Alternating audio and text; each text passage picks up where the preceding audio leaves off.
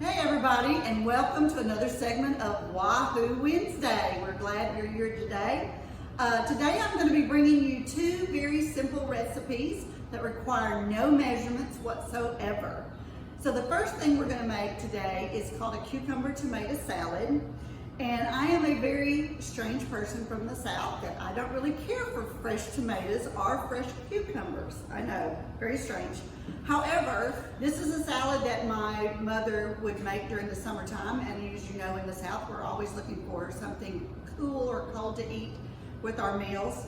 And this was a very simple recipe, and I really would love. I would eat it because it was the flavor was different. So all you're going to need for this recipe, and most of you probably get these out of your garden, is fresh tomatoes, ripe tomatoes, cucumbers, and onion, and some salad dressing. So all you're going to do is chop up your tomatoes, chop up your cucumbers, and let me go ahead and, this is a bowl I'd already started. Those of you who are on Facebook with me, you know I showed a bowl of my favorite summer salad the other day. And so this is some that I've already got started. And the really fun thing about this salad is you will get your tomatoes and cucumbers out and you'll leave the dressing in there. So you just continuously add to it. You really don't have to add a lot of extra salad dressing. So we use some tomatoes. And I don't cut the skin off. Some people would probably like to skin those. Cucumbers, again, you can leave the skin on or chop it off. And you can see we like a lot of cucumbers. Those are really good. And onions just chopped up. Making a lot of crunchy noise there. Drop one. And all you're going to do is mix this up. You can add salt and pepper to taste. And I can see that my dressing has got a little down because I do like to have enough dressing that covered it. Now a lot of people will just do oil and vinegar and mix that up and put it on there. I use fat-free Italian dressing. Number one, I'm trying to cut the calories down, and I like the added spices that are in here. So I think it just adds the flavor. And to me, the longer this sits, the better it gets. So I'm just going to cover that up. And then we're going to just mix it up good. And usually, I won't eat it the first day. I like to wait at least a day. But 2 or 3 times I might go in and just kind of give it a stir to make sure that all my vegetables are covered and getting marinated.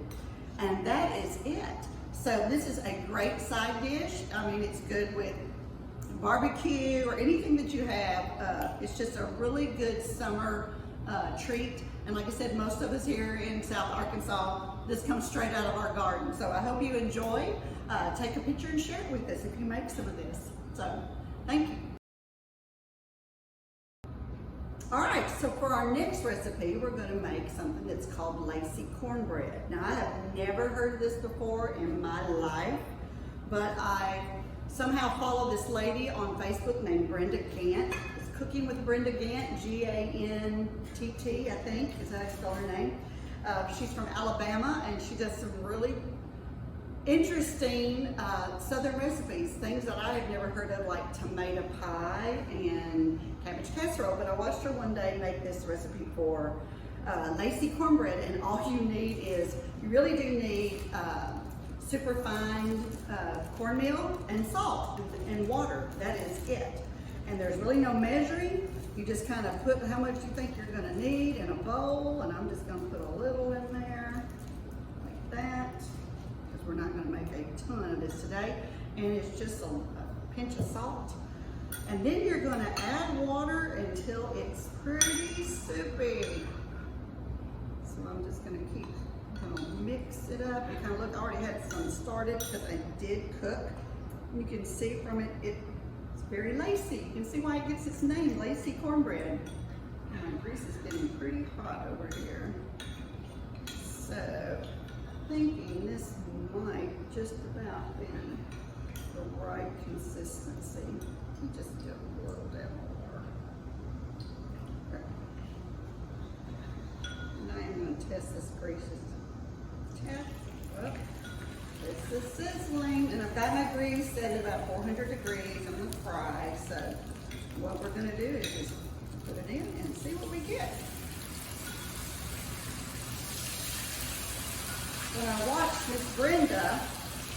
this. She tells a story of how she got this recipe.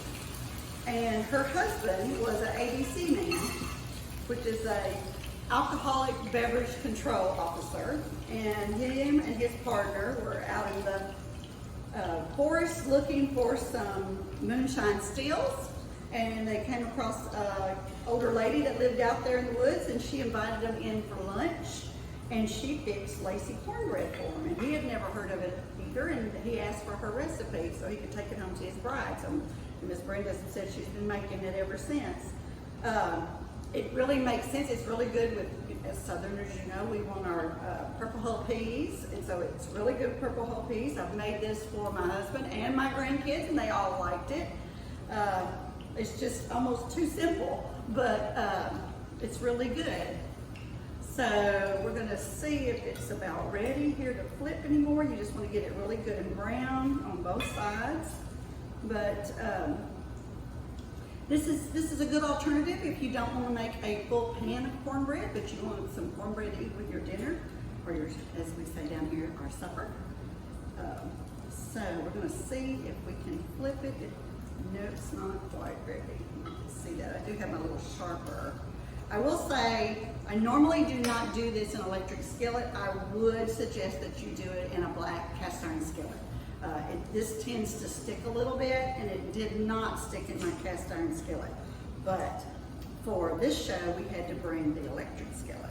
So, all right, we're going to see if it shouldn't take it long to brown on each side.